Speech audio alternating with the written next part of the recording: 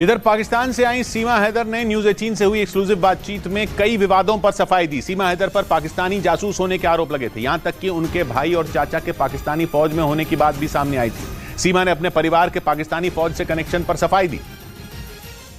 आपके भाई और चाचा पाकिस्तान आर्मी में, ये आपने बात छिपाई?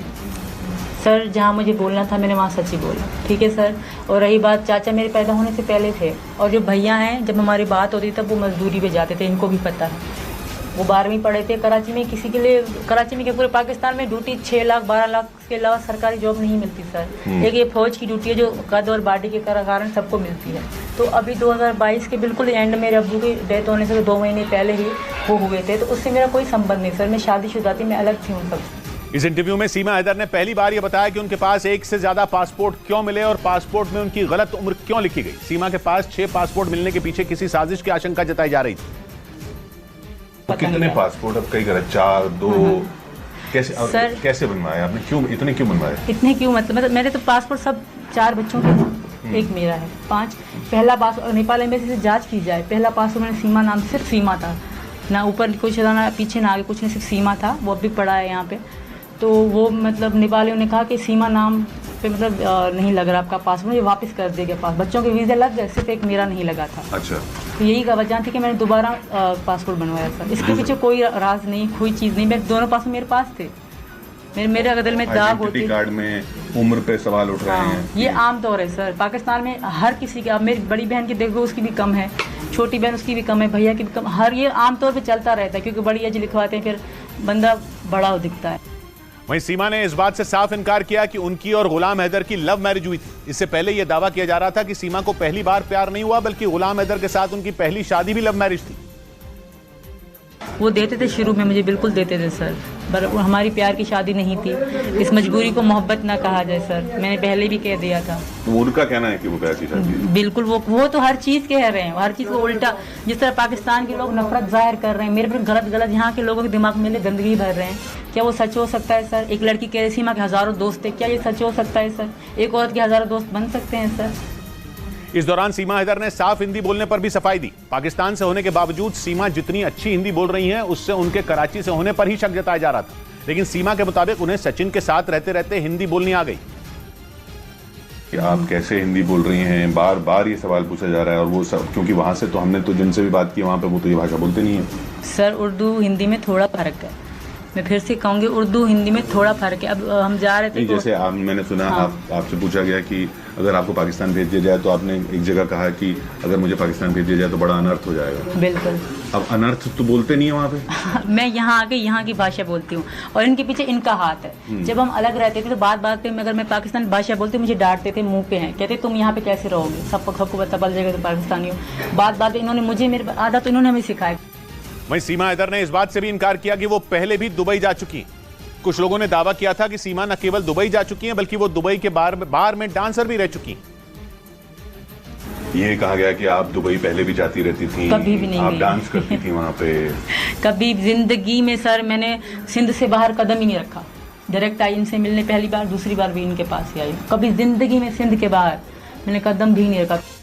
वहीं सीमा के बारे में पाकिस्तान के एक यूट्यूबर ने दावा किया था कि वो केवल वर्ल्ड कप देखने के लिए भारत आई हैं और वर्ल्ड कप खत्म होते ही पाकिस्तान लौट जाएंगी। लेकिन सीमा ने इस तरह की बातों को पूरी तरह बेबुनियाद बताया।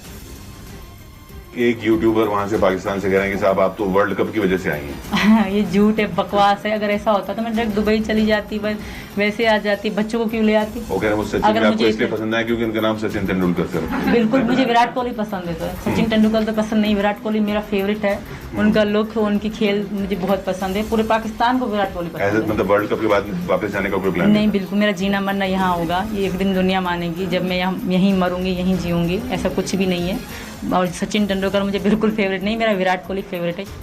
इस दौरान सीमा की बोली को लेकर उठ रहे सवालों का जवाब देने के लिए सीमा ने सिंधी बोलकर भी दिखाई।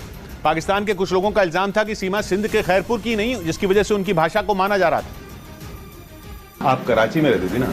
नहीं, मेरा बचपन खैरपुर मीरस गांव में गुजरा है। मैं शादी के बाद कराची आई हूँ। जी सर।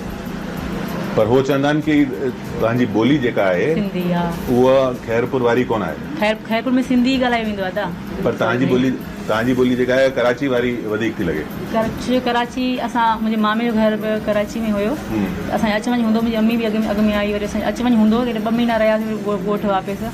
मुसलसल कराची में शादी खां पोइ मां रही आहियां सर। लेकिन सूत्रों के मुताबिक खुफिया एजेंसियों ने सीमा हैदर पर भारत में दाखिल होने के लिए बॉर्डर पर तैनात जवानों को हनी ट्रैप में फंसाने का शक जताया। पुलिस एफआईआर के मुताबिक 13 मई को सीमा अपने बच्चों के साथ पाकिस्तान से नेपाल होते हुए भारत में घुसी थी। उनका दावा है कि दिल्ली के पास ग्रेटर नोएडा के रहने वाले सचिन मीणा के लिए वो भारत आई, लेकिन खुफिया एजेंसियों को उन पर जरा भी भरोसा नहीं। सूत्रों का कहना है कि खुफिया एजेंसी को शक है कि सीमा हैदर ने बॉर्डर पार करने के लिए वहां तैनात सशस्त्र सीमा बल के जवानों को हनी ट्रैप में फंसाया था, क्योंकि बिना वीजा के नेपाल के रास्ते भारत में दाखिल होना आसान नहीं। इसीलिए खुफिया एजेंसियां सीमा के सोशल मीडिया अकाउंट भी खंगालने में जुट गईं। पुलिस सूत्रों का दावा है कि सचिन से पहले सीमा सोशल मीडिया के जरिए भारत में रहने वाले कई लोगों के संपर्क में थी, जिनमें ज्यादातर लोग दिल्ली एनसीआर के रहने वाले थे। सूत्र बताते हैं कि पूछताछ में यह भी पता चला कि सीमा के सोशल मीडिया अकाउंट से भारतीय सेना के कुछ जवानों को भी फ्रेंड रिक्वेस्ट भेजी गई थी।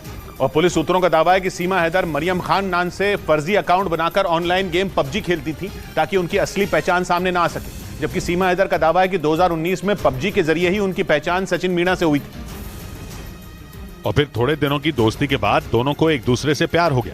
खुफिया एजेंसियों के सूत्रों के मुताबिक सीमा हैदर ने ऑनलाइन गेम पबजी पर मरियम खान नाम से फर्जी अकाउंट बनाया था। सूत्र बताते हैं कि पूछताछ के दौरान सीमा ने दलील दी कि उन्हें डर था कि पाकिस्तान में उनकी पहचान उजागर होने पर उनके साथ बुरा बर्ताव होगा और इसीलिए उन्होंने अपनी पहचान छिपाने के लिए दूसरे नाम से अकाउंट बनाया। जांच में यह भी पता चला कि सीमा रात 9 बजे के बाद देर रात तक पबजी पर एक्टिव रहती थी। सीमा का दावा है कि उसी दौरान उनकी मुलाकात पबजी पर सचिन से हुई थी। हालांकि खुफिया एजेंसियों के सूत्रों के मुताबिक एजेंसियों को उनकी बातों पर यकीन नहीं।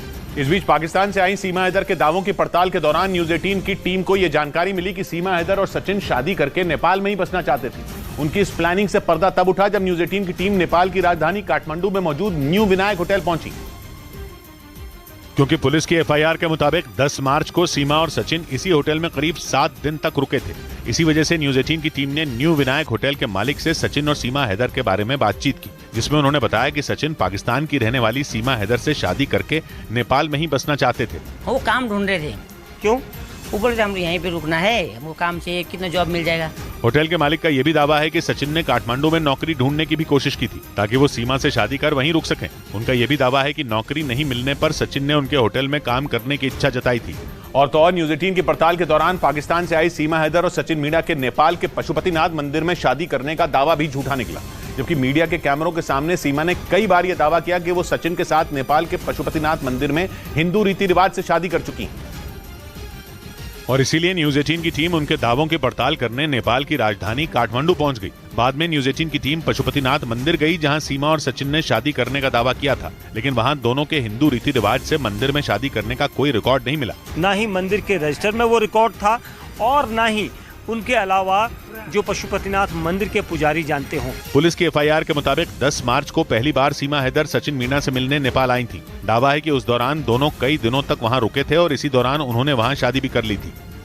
इस बीच खुफिया एजेंसियों के सूत्रों ने दावा किया कि पाकिस्तान में मौजूद हिंदू समुदाय के लोगों ने डकैतों से लोहा लेने के लिए बचाव दल बनाने की तैयारी कर ली, क्योंकि कुछ रोज पहले ही सीमा हैदर के बहाने पाकिस्तान के सिंध प्रांत में हथियारबंद डकैतों ने हिंदू समुदाय के मंदिर पर हमला कर दिया था और उस दौरान डाकुओं ने मंदिर पर रॉकेट लॉन्चर तक दागे थे। दहशत फैलाने के लिए उन डकैतों ने 30 से ज्यादा हिंदू समुदाय के लोगों को बंधक बना लिया था। यही नहीं, उन्होंने ये भी धमकी दी थी कि अगर सीमा हैदर भारत से नहीं लौटी तो वो पाकिस्तान में हिंदू समुदाय के लोगों और मंदिरों को आगे भी निशाना बनाएंगे। खुफिया सूत्रों का कहना है कि इसी डर की वजह से पाकिस्तान के सिंध प्रांत में हिंदू समुदाय के लोगों ने डाकुओं से लोहा लेने के लिए बचाव दल बनाने का ऐलान कर दिया, जिसमें शामिल लोग हथियारों से लैस होंगे और हमला होने पर डाकुओं को करारा जवाब देंगे। हिंदू समुदाय के लोगों ने आरोप लगाया कि पाकिस्तानी सरकार उनको और उनके मंदिरों को सुरक्षा देने में नाकाम है, इसीलिए उन्हें मजबूर होकर अपनी सुरक्षा के लिए यह फैसला लेना पड़ा।